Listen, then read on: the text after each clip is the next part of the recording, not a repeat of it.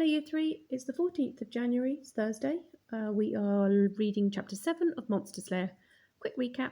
Beowulf has gone to Grendel's mother's lair. He's dived underwater and he's just about to find her. Chapter 7. The Riddlestones. Oh, I need my pointer. It was here, in the hag's lair, hag means witch, that Beowulf came across the body of Grendel. It had been laid out with love on a stone slab, and Beowulf felt a stab of confusion as he looked upon that awful face. To the hag, perhaps, it was a lovely face, the face of her only son.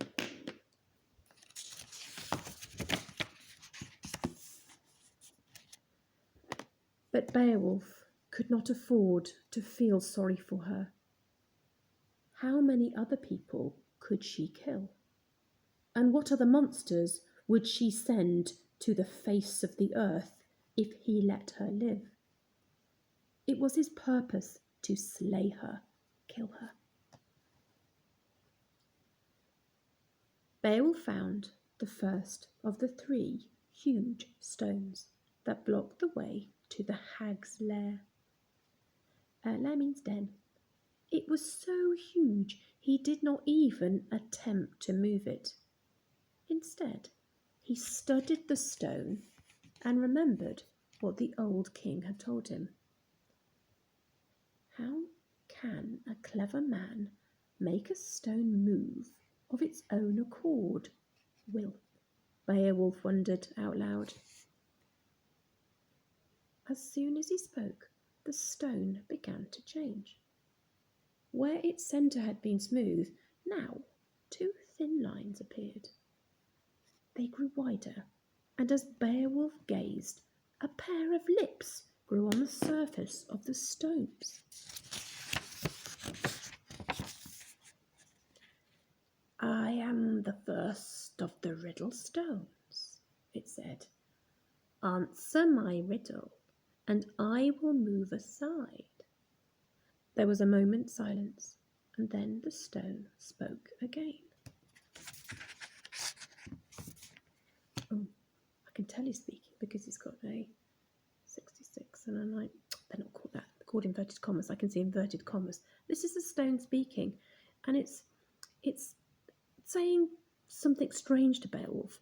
It's telling Beowulf a clue, and if Beowulf can figure out what the clue means, the stone will move and let him past. And that clue sometimes is kind of like a word joke. It's called a riddle, and this is the riddle. Dressed in red, I rob wisdom from the wisest man. I cause the coward to be brave and lead the stupid to their grave. What does that mean? Beowulf thought the riddle was easy. Wine is the answer, he said. Even the wisest men are fools when they are drunk. Yeah, Beowulf. Clever old. He was right, and the stone moved aside. Behind it was a second chamber room. Here, an even greater Riddlestone stood in his path, and the same thing happened. Lips grew out of the stone, and it spoke to him. I am the second of the Riddlestones, it said. Answer my riddle, and I too will move aside. Wonder what this one's going to say. On the ground, I move in silence, a proud and haughty thing. But above the earth and water, my soft white garments sing. Garments mean clothes, and haughty means kind of a bit, they kind of look down on people. So what's looking down on people and what's got soft white clothes on? I have no idea. There's Beowulf though. Beowulf found this riddle harder than the first. But again he found the answer. "It's a swan," he said. "A swan does not speak, but when it flies through the air, its wings make a sound like singing." And the second of the riddle stones moved aside. In the third and final chamber room, he found the most massive stone of all.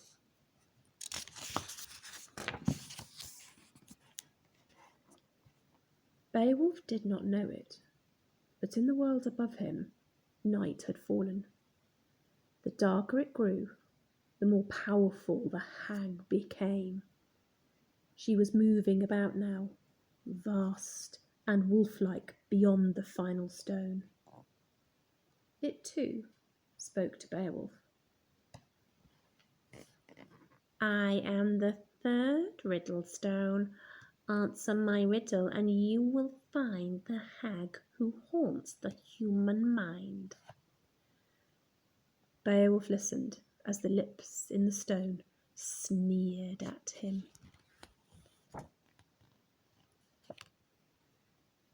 "No doctor tries to heal my wounds. In war no warrior befriends me. While enemies I have none, I am scarred by battles gone." Wonder what that means.